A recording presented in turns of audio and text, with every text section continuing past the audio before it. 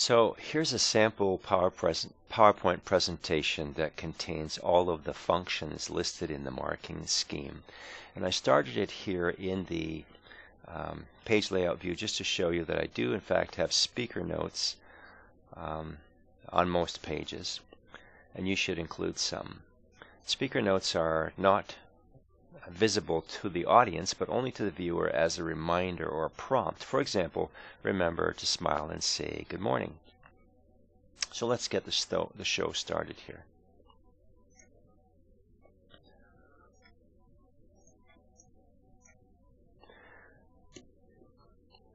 So remember that the content of your presentation will concern a career in chemistry. You should refer to the requirements in the first chapter, the assignments chapter in your course notes. This first slide does not contain a number, and that's usually the way you treat a title page. The first slide does have the next and end buttons shown.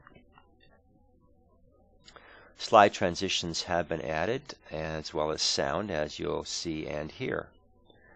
And most of these slides have speaker notes, which we've already discussed. So here's slide 2, and it's numbered now.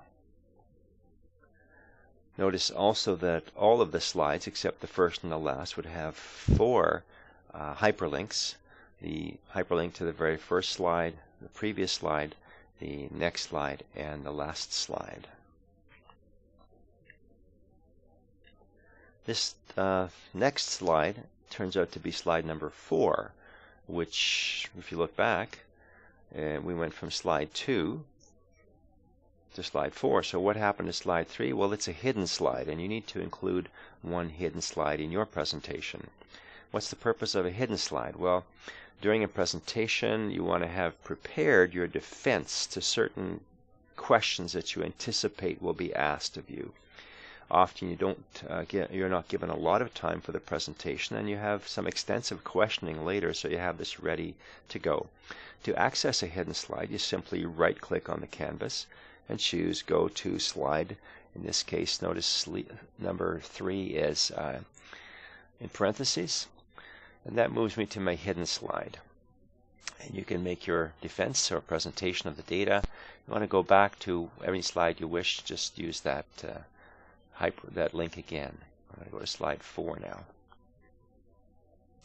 So on slide 4, I have an example of text animation, text dimming, and sound added to the text. So I've listed here the necessary fundamentals for learning organic chemistry. You need to know electron configuration, electronegativity and bond type, hybridization, drawing line bond structures. So you see what's happening here is that the current point is highlighted and the previous points are dimmed, and that's the terminology that PowerPoint uses. It's called text dimming. The idea is that the audience's attention is focused on the current highlighted point, but they can always refer back if they wish to see what has been stated previously. Just to conclude our list, there's formal charge is important, resonance is important, acid-base mechanisms are absolutely essential, balancing redox equations are used, nucleophiles and electrophiles, which are a topic of much study forthcoming, and polarizability. Slide 5 contains Slide 5 contains an AVI that's created in Bio-Rad Know-It-All SimApps, and you can run the AVI file during the animation along with an audio file.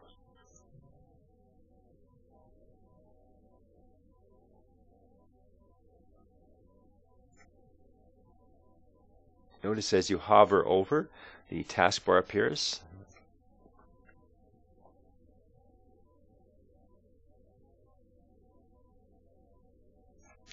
So this can add an aura of professionalism when it's appropriate to a report, and it is in this particular presentation. It's a required feature. Slide 6 contains a pasted table and an animated pie chart. Now the table shows the elemental composition of the Earth's crust. And here's the animated pie chart. An animated pie chart will come in one piece at a time, not one solid chart. That's not considered to be an animated chart. Not all of the charts in PowerPoint come in piece by piece. You'll have to experiment to see which ones do to comply with this particular requirement. It's a nice feature when you want to emphasize certain aspects of your data.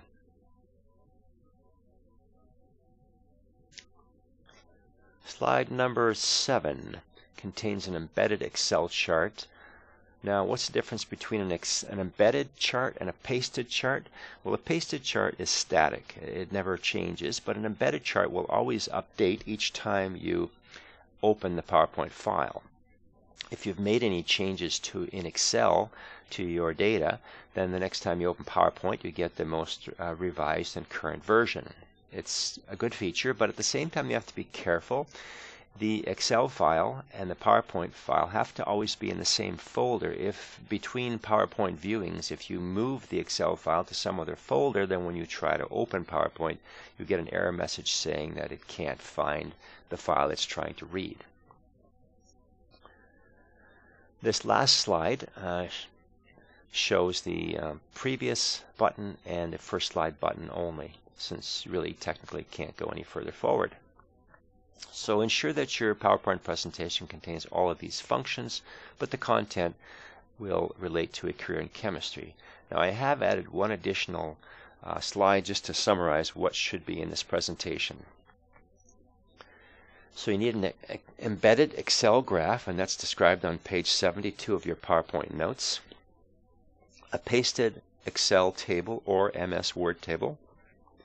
An AVI movie created in Bio-Rad Know-It-All SimApps, speaker notes, a hidden slide, text dimming, hyperlinks back, forward, and beginning on each page except the first and the last, which has already been described, numbered pages, text animation, at least one example of sound added to text, slide transitions, and an animated pie chart.